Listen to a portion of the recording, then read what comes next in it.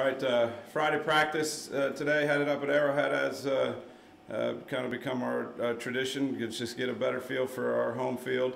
Excited to be back here in front of our fans.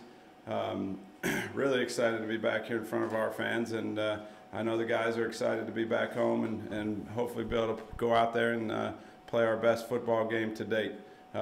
Sunday also Breast Cancer Awareness Day, which I know last year was, last few years, but specifically last year, with all my girls and my wife, who obviously, we've been affected in a number of different ways by it.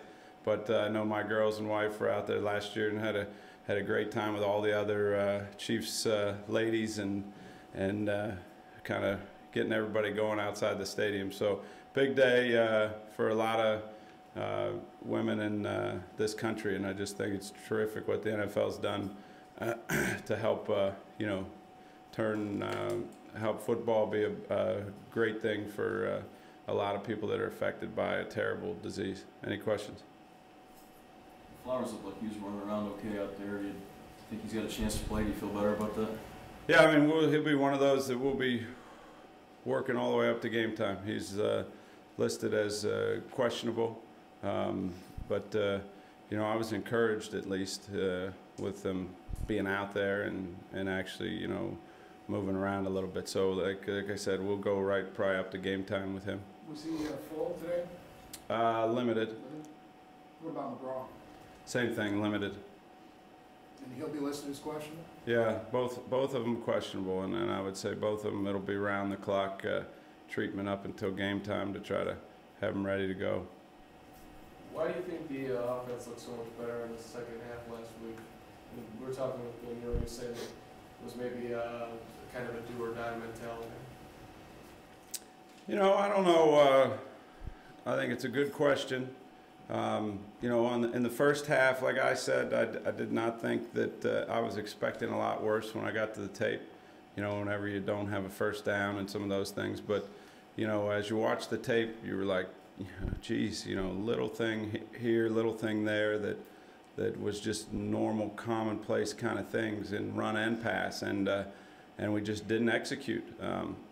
But the second half we came out and we did just I think overall just a better job of executing. I think the guys we all came together at halftime, but they specifically I know Thomas had them circled up there in the locker room and just trying to understand that everybody had to just kind of do their job and not worry about much else, and I thought they did a terrific job of doing that in the second half, and now we just got to build on that. Does this kind of feel like a do or die? I know it's still early in the year, but home game, and we obviously don't want to finish up the first quarter without a win. That's our goal, is to finish the first quarter in a positive fashion. I thought last game, though it wasn't the result we wanted, we did a lot of things significantly better. We just have to the most important thing is to build on that. But every game for us, the first one, against Buffalo was as do or die as you get. We want to win every game we go out to play. We really do, and try to do everything in preparation to be ready to play, and that's the name of the game. So this week, no different. We got the Minnesota Vikings. We're at home. Told the guys that we were able to win 7 here last year, and we still have a chance to do at least that. So we got to go out and be focused and work together to have our best game, and hopefully it ends up the way we want it to. You going all the way back to training camp, you mentioned that for this team to have the success that you're looking for, you were going to need contributions from your rookies. And I realize 3 games is not a very deep sample, but it doesn't seem like you've gotten much from your rookies today. Well, we haven't gotten necessarily tangible production, but I'm encouraged by a bunch of our young guys. And I count Cameron Sheffield in that group just because he missed really everything and then didn't have another off season. So, we've got it's hard when you have the result that we have to talk real good about anyone, and that's just the way that it is. Though there has been good good production from a number of young guys, special teams and on regular offense and defense. And you know, I think that is very important to us. Our entire group has to just play better, and if we can do that, you know, I think we'll feel a lot better in general, and we'll feel a lot better about our young guys, and we'll feel a lot better about our veterans. So but I'm encouraged, you know, with a bunch of the young guys, and this week you might have a chance to see some more. Your third rounders are the ones who've gotten the most playing time. Houston in base, and then Bailey in the sub. Houston showed that great burst rushing the passer in the preseason. I know you're trying to keep Sheffield on the field, give everybody some snaps, but is it time to let Houston rush the passer? Well, Bob, I think that's a very good point. And again, in training camp, part of the way of trying to get those guys even on the field in any group was to keep it pretty specified to what their role was. And the direction we chose to go was Houston in the base and Sheffield in the sub. And you know, we all kind of are in agreement that we'd love to see more of Justin.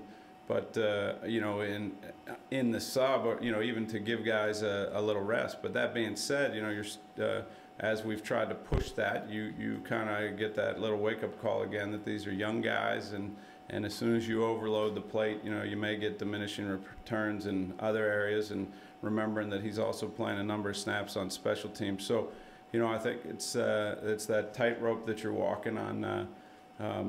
Trying to maximize your guys' abilities and just exactly where they are in their development. So, and like I said, I'm encouraged with all, you know, with Houston, Bailey, Cameron, this Jaleel Brown showing real signs. You know, I hadn't got to see much of Hudson, but you know, I feel very good that he'd be able to step in and play here if needed. So.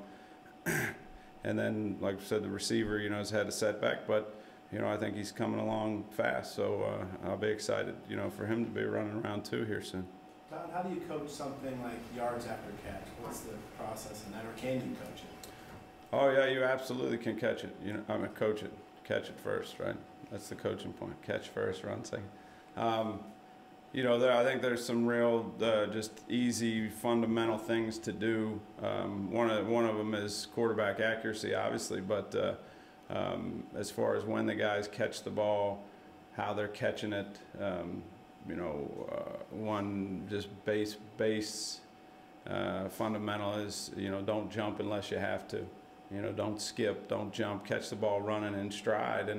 And a lot of times these guys just stop their feet and will jump, you know, even if it's a slight jump. In the NFL, it's going to cost you, you know, because, you know, one fraction of a second off the ground is allowing somebody to close on you. So, you know, I think it's just fundamental stuff that we got to stay on, because that's an area that, you know, I felt like could really improve us offensively, you know, with not a whole bunch of effort or personnel changes or scheme changes, just, you know, guys concentrated on catching the ball and getting up the field.